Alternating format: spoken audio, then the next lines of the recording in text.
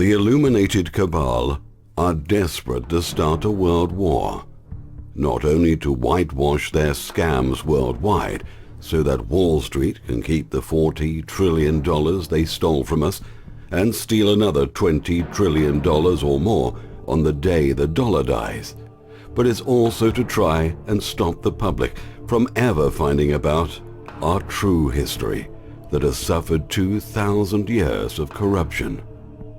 Putin's opposition to the cabal's unipolar world, code name for NWO, is now not only obvious, but more than likely credible.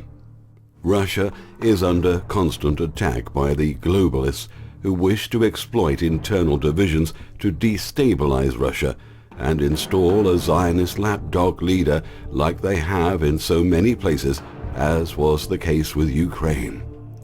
On the 17th of July 2014, Malaysia Airlines Flight 17 was either shot down or blown up close to the border of Ukraine and Russia. There are now strong speculations that an assassination attempt on Putin's life was connected to the bringing down of Flight 17. Vladimir Putin was going to travel to South America for the last game of the World Cup and for the BRICS conference in Brazil, which is a direct attack on the Rothschild-headed global banking cartel's power over the global economy and financial system. According to Russia's Interfax news agency, the presidential state aircraft IL-96 and a similar-sized Boeing 777 flight MH17 were traveling along the same route over Poland on the way back from South America. Putin's plane and the Malaysian Boeing intersected at the same point and the same echelon. That was close to Warsaw on 330-meter echelon at the height of 10,100 meters. The contours of the aircraft are similar. Linear dimensions are also very similar. As for the coloring, at quite a remote distance, they are almost identical, says the news agency. But taking the Russian state aircraft down presented a number of problems. If it were downed over the open ocean, fingers would point at America as the superpower capable of global military action. Host nations did provide considerable security to Putin and his aircraft while he was in their nations in airspace. What better place to attack the IL-96 than over Russian airspace near the Ukraine, shortly after it had left Polish airspace? As I have mentioned earlier in Part 1, the Russians have recently developed a new stealth technology, or should I say redevelopment of stealth technology thousands of years old. Yes, you heard correctly, thousands of years old. Russian engineers devised a way to stealth existing non-stealthy aircraft using a plasma system. This system has no doubt been copied by various Western powers. However, no such system is perfect, and highly advanced electronic systems can usually detect a stealth aircraft. They are now working on the Black Hole project, in which the aircraft will disappear completely.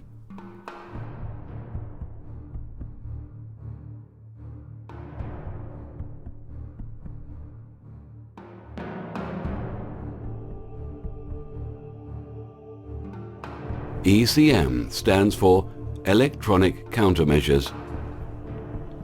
The presidential Russian ECM aircraft can spoof things by turning off or changing its ID squawking, and a nearby large aircraft, the Malaysian Airlines Boeing 777 flight MH17, was spoofed to cover its normal ID code and replace it with the IL-96 code that probably led to the deaths of 295 people on that Malaysian Airlines flight. The Russians at this stage have no advantage to outing the true story. Another conspiracy going around is that the plane was filled up with dead bodies due to the composing of body parts. Let me tell you, if a plane explodes at 33,000 feet and people are plunging down at that altitude, they would turn blue and look bloated from the freezing temperatures and the impact.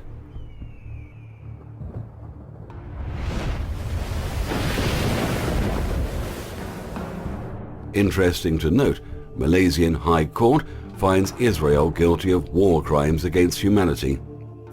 The US Zionist globalist-supported and funded coup against the elected Ukraine government and the resulting conflict was a calculated effort to draw Russia into a war over the Ukraine and thereby tie it down in order to allow Netanyahu a free hand to create his long-sought general Middle East war.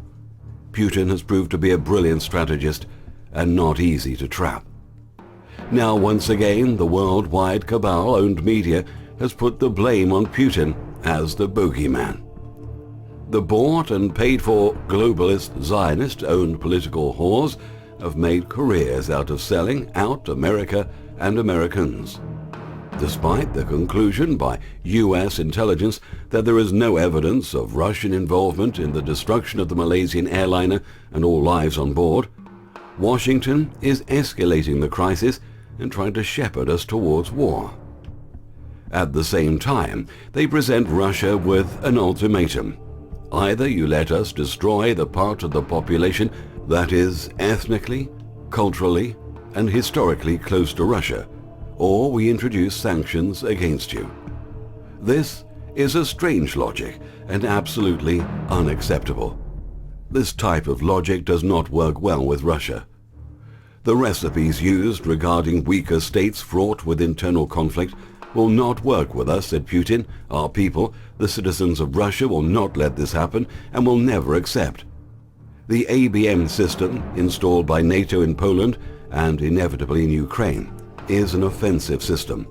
Russia must be prepared for war. This week, Putin has called an emergency meeting of the State Duma for reports that are concerning the war in the eastern Ukraine. America's Nazi allies in Israel and the Ukraine.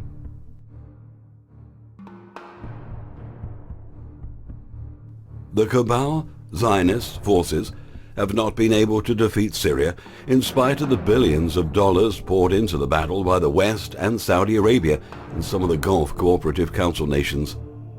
ISIS is controlled by the CIA RAND Corporation from headquarters in the US Embassy in Ankara, Turkey. There is a military contractor called ISIS that offers services in such areas as role-playing, exercise and evaluations, human intelligence, special operations, and unmanned aircraft systems, among other things. Most of their offices are either in the Middle East or the United States, and it is a pretty good guess they got the contract to carry out Operation ISIS in the Middle East. ISIS is a PR exercise to bring terrorism into a branded, packaged presence, which is the normal purview of corporate marketing and PR. ISIS is an Al-Qaeda offshoot. The UN says over 5,500 civilians have been killed and thousands more injured in the foreign-backed militancy across Iraq so far this year. Gaza. The 3 Israeli teenagers who had been missing for weeks were found dead in a pit in the West Bank. 2 were 16 years old and 1 19, last seen hitchhiking home at a junction near Hebron. Israel claims that 3 young men were kidnapped and murdered by Palestinians. There are many unanswered questions about how these murders occurred or who is really responsible. Israel has now attacked Palestine once again in retaliation for what many inside and outside of Israel believe is another Israeli false flag attack. According to Barry Chamish, top Jewish writer and analyst, this is a definite false flag. Many also believe that there is good reason for assuming that Israel is falsely blaming Palestinians in order to justify the taking of more Palestinian land and an excuse to advance their eugenics program to depopulate Palestine of Palestinians. How can we know for sure that Israel stages false flag, Gladio-style inside job attacks as a covert policy? The answer is that we know because they have been caught numerous times. 1. The Lavon affair, in which Israel got caught. 2. The Israeli attack on the USS Liberty. We now have intel docs which prove it was a false flag attack. 3. the nuclear attack on America on 9/11. Russian and French intel dumps show that Israel did this with nukes. Let's get one thing straight. Israel is controlled from outside Israel. The Zionist Israeli leaders, as well as the Muslim leaders, are all in bed with the Jesuit-controlled Vatican.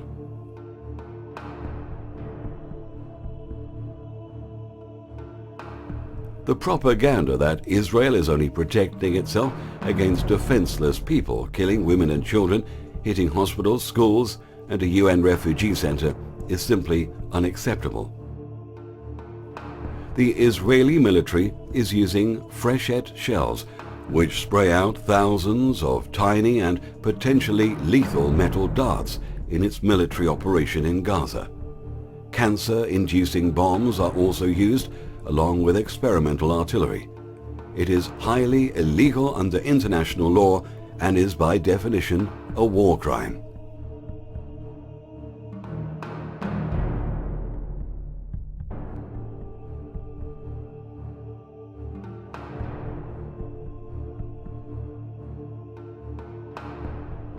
America keeps sending untold billions and billions to Israel in spite of the blockade and multiple wars against mostly the civilian population, and at a time of economic depression is ample proof that Americans no longer control their nation.